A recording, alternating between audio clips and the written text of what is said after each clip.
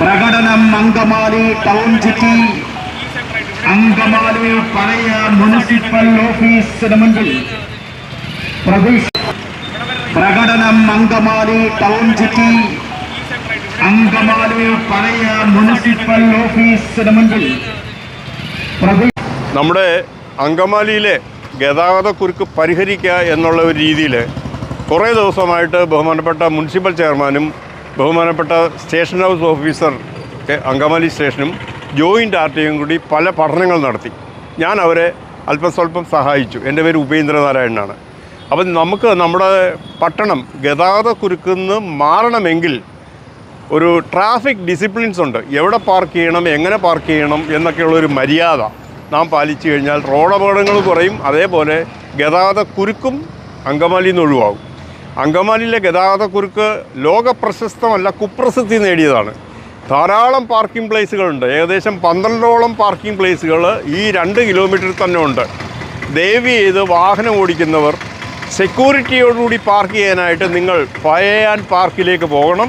അവിടെ നിങ്ങളുടെ വാഹനം പ്രോപ്പറായിട്ട് പാർക്ക് ചെയ്യും, സെക്യൂർഡ് ആയിരിക്കും. അതേപോലെ കാൽനടക്കാർക്ക് വാഹനം സുഖമായിട്ട് അപകടഭീതിയില്ലാതെ നടന്നു പോകാം. വാഹനങ്ങൾ സ്മൂത്തായിട്ട് ഓടുകയും ചെയ്യും.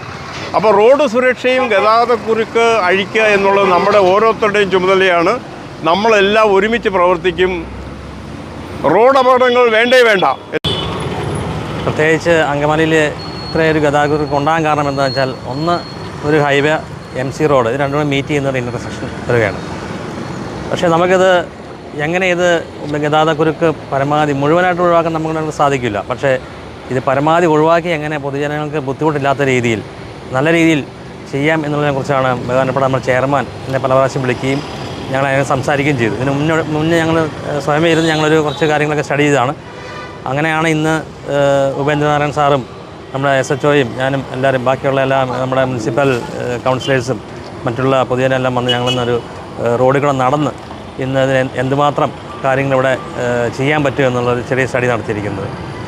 ഇതിൻ്റെ ഒരു മെയിനായിട്ടുള്ള ഉദ്ദേശം എന്ന് പറയുന്നത് പൊതുജനങ്ങൾക്കും അതുപോലെ മറ്റുള്ള സ്ഥലങ്ങളിൽ വരുന്ന ആൾക്കാർക്ക് ഇത് അങ്കമാലിയിൽ വന്ന് കുരുക്കിപ്പെട്ടു പോകും എന്നുള്ളൊരു അവസ്ഥ മാറ്റിയെടുക്കാൻ വേണ്ടിയാണ്. കാൽനടക്കാർക്ക് സുഖമായിട്ട് അപകടം കൂടാതെ തിരിച്ചവരുടെ വീടുകളിൽ എത്തണം. അതല്ലാതെ ഇവിടെ വന്ന് അങ്കമാലി വന്നു കഴിഞ്ഞാൽ പ്രശ്നങ്ങളാണ്. ഒരു കടയിൽ വന്നു കഴിഞ്ഞാൽ പാർക്ക് ചെയ്യാൻ സ്ഥലമില്ല. അപ്പോൾ അതുകൊണ്ട് എത്രയും നല്ല രീതിയിലൊരു നല്ലൊരു സ്മാർട്ട് ഒരു സിറ്റി എന്ന് പറഞ്ഞ പോലെ ഒരു സ്മാർട്ട് അങ്കമാലി ആക്കിയെടുക്കാൻ വേണ്ടി നമുക്ക് എല്ലാവർക്കും ഒരുമിച്ച് കൈകോർക്കാം. നന്ദി. കുരുക്കിനെ കുറിച്ച് ഏവർക്കും നന്നായി അറിയാവുന്നൊരു കാര്യമാണ്.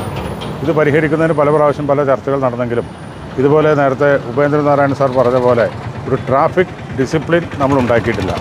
അതുണ്ടാക്കുന്നതിൻ്റെ ഒരു ആദ്യ പരിശ്രമം എന്നുള്ള നിലയിൽ പോലീസ് ഡിപ്പാർട്ട്മെൻറ്റും MVD മോട്ടോർ വെഹിക്കിൾ ഡിപ്പാർട്ട്മെൻറ്റും മർച്ചൻ്റ് അസോസിയേഷനും അതുപോലെ പത്രപ്രതിനിധികളും ജനപ്രതിനിധികളും അതുപോലെ തന്നെ റോഡ് സേഫ്റ്റിയുടെ മുഖ്യ ചുമതലക്കാരനായ ഉപേന്ദ്രനാരായണനും ഉൾപ്പെടെ നടത്തിയ ഒരു സർവേയുടെ ഒരു ടെസ്റ്റ് ഡോസ് എന്നുള്ളത് എങ്ങനെ ഇംപ്ലിമെൻ്റ് ചെയ്യാം എന്നുള്ളതാണ് നമ്മളിന്ന് നോക്കിയത്.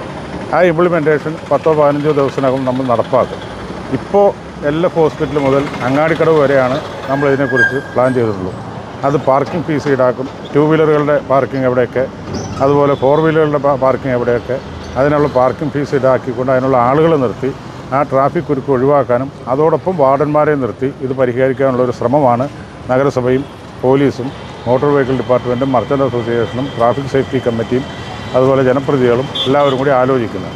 തീർച്ചയായിട്ടും ഏതെങ്കിലും അപാകതകൾ ഈ കാര്യത്തിലുണ്ടെങ്കിൽ ഈ വക എല്ലാ ഡിപ്പാർട്ട്മെൻറ്റുകളുമായി ആലോചിച്ച് അത് ഒരു പരീക്ഷണത്തിന് ശേഷം എന്തെങ്കിലും പോരായ്മകളുണ്ടെങ്കിൽ അത് പരിഹരിച്ച് വീണ്ടും തിരുത്തി അത് മുന്നോട്ട് പോകും. അതിനെല്ലാവരെയും സഹായ സഹകരണങ്ങൾ അഭ്യർത്ഥിച്ചുകൊണ്ട് നടത്തും.